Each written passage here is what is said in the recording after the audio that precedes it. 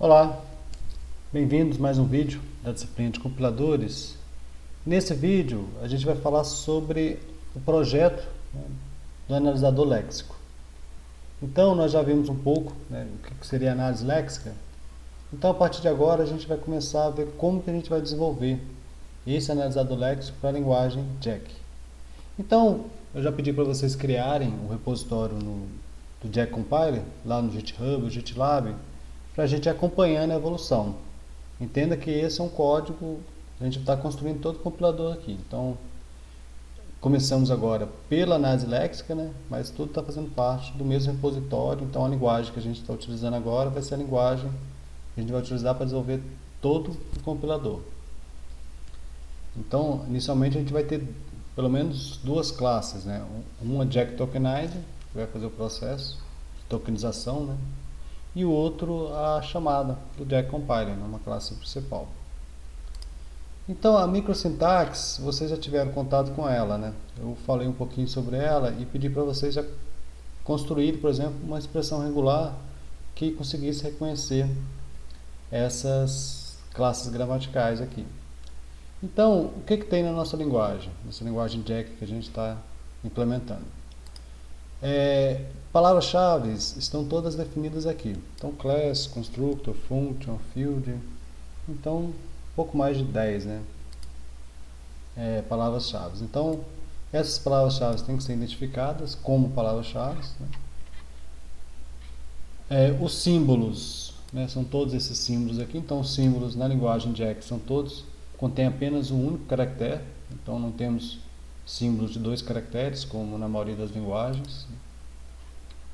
Os inteiros, a gente precisa reconhecer qualquer número decimal inteiro, sem sinal. Então aqui é sem sinal. Strings é uma sequência de caracteres, Unicode, entre aspas duplas. E identificadores é uma sequência de letras, dígitos e underscore, não iniciando com um dígito. Então, a gente tem apenas letras, dígito e underscore, porém não pode iniciar com dígito. A gente conseguir distinguir identificadores de inteiros, facilitar a vida na construção do compilador. Observe que a gente só consegue distinguir identificador e palavras-chave porque o identificador tem que ser diferente da palavra-chave. Qualquer palavra-chave poderia ser um identificador também.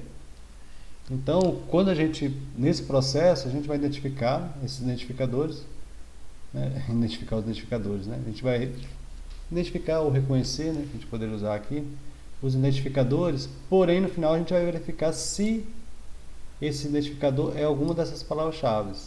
Aí a gente vai categorizar ele como palavra-chave. Por isso que a gente aprendeu desde o início, quando estávamos começando a programar, que não podemos criar identificadores usando palavras-chave. Mas estranhamente tem algumas linguagens que permitem fazer algumas coisas assim. Então a visão geral desse analisador léxico, então a gente precisa poder testar, se o nosso analisador léxico está realmente categorizando corretamente os tokens. Então uma abordagem proposta nesse projeto do Tetris é a gente utilizar o XML como um arquivo para a gente poder visualizar essa saída. Então, esse nosso analisador léxico ele vai receber como entrada um trecho de código, um código completo, escrito em Jack, está aqui Java porque não tem um Jack aqui. E teremos como saída um arquivo XML, por exemplo. Para esse trecho de código, teríamos a seguinte saída. Então, a gente vai ter aqui uma tag principal chamada tokens. Então, abre tokens, fecha tokens.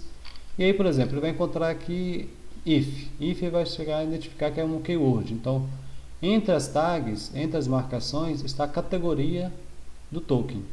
Keyword, símbolo, identificador, constante inteira. Aqui não tem uma string aqui, constante string, que é esse negativo. E aí observe que, no caso de strings, a gente vai colocar só a string sem aspas duplas. E no caso de alguns símbolos, por exemplo, esses símbolos aqui, menor, maior, aspas duplas e a gente vai ter que representar ele através dessa outra sequência de caracteres aqui. Por quê? Porque esses símbolos, eles têm significado no XML, né? Então, esse símbolo de menor em XML é ILT ponto e vírgula. Então, essa é a descrição do I comercial, porque o menor é exatamente o símbolo que é usado aqui, né? O menor e maior são exatamente os símbolos usados para identificar uma tag em XML. Para implementação, então a gente vai ter que implementar aí uma interface, né, para esse analisador léxico, né? Lembrando que esse analisador léxico vai conversar com o nosso analisador sintático. Então, dependendo da linguagem, vocês vão ter que definir qual que seria a melhor interface para esse analisador léxico.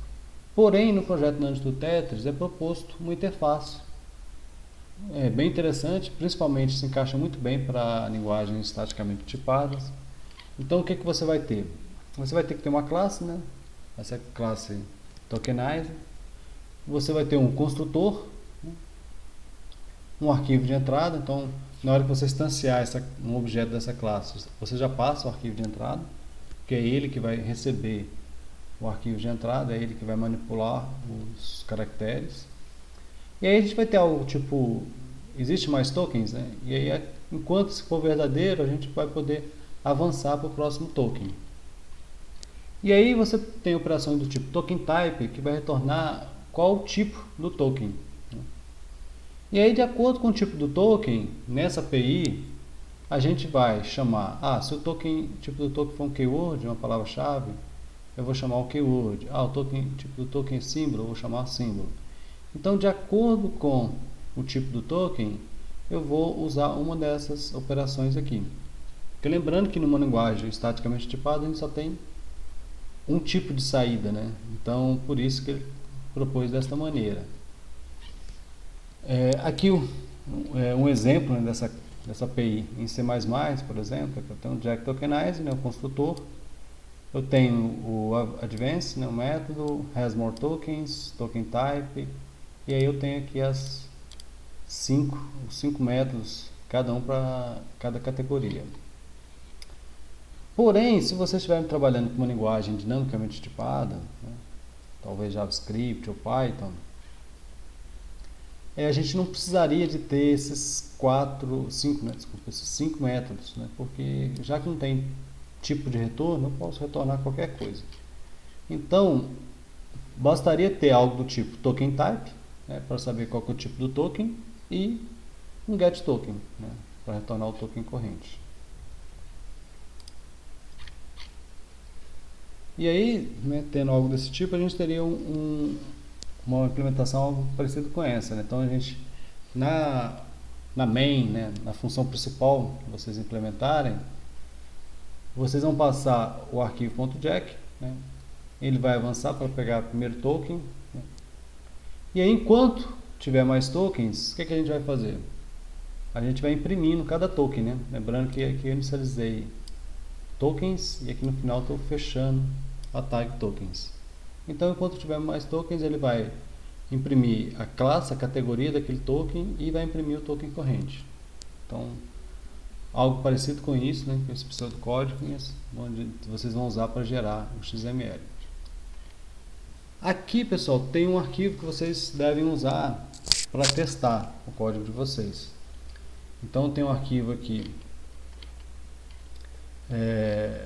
em Jack, né, um arquivinho com duas funções, tem aqui algumas expressões, alguns comandos, e esse arquivo deve gerar o seguinte XML, esse XML aqui abaixo. Então vocês podem copiar esse conteúdo para um arquivo .jack, e aí depois a saída vocês podem comparar com esta aqui, né,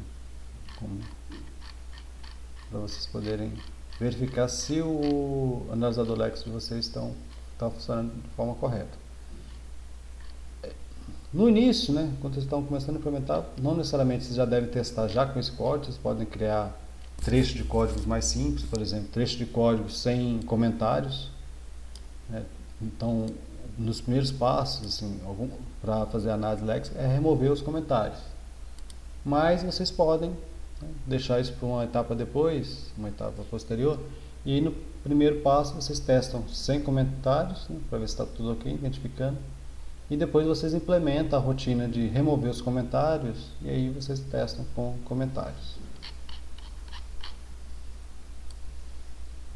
E aí, para implementar, né, tem duas abordagens que vocês podem implementar, que os alunos têm utilizado, e pode trabalhar dessas duas maneiras.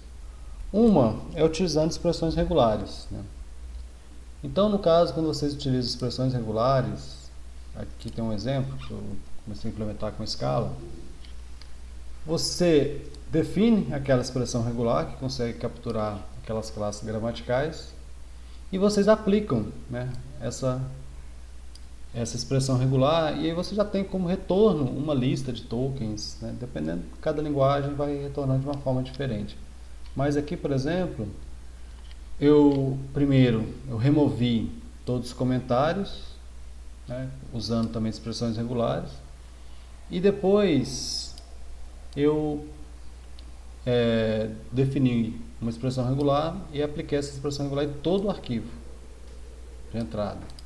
Então, nessa linha 23 aqui em tokens, eu tenho aqui uma lista de todos os tokens que existem, não classificado, né? Tem só as palavras. Aí depois eu só tenho um código aqui, né, para poder classificar esses tokens, né?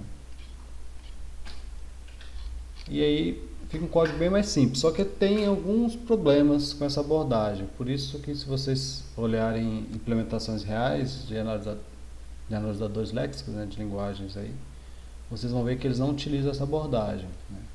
Eles utilizam essa outra abordagem aqui, que é algo como se a gente estivesse concatenando, né? A gente pode visualizar dessa maneira, como se a gente estivesse concatenando os tokens, né? Então, por exemplo, eu encontrei uma letra, por exemplo. Eu encontrei uma letra, possivelmente é um identificador, né, ou uma palavra-chave. Então, eu vou lendo, né, enquanto eu encontrar a letra, depois que eu encontrar a primeira letra, eu posso ter dígito. Então, enquanto eu encontrar a letra, encontrar dígito, encontrar um underscore, né, a regra lá do identificador, eu vou lendo o próximo caractere. Então, já se concatenando esse caractere, por exemplo, no caso do número. No caso do número, eu encontrei o número, eu venho para esse estado aqui.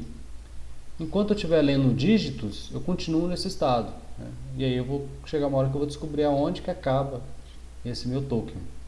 No caso de strings, né, eu encontrei o início, né, das aspas duplas. Então eu vou ficar lendo enquanto, né, no momento que eu encontrar o final, né, fecha aspas duplas, aí eu encerro, acabou a minha string.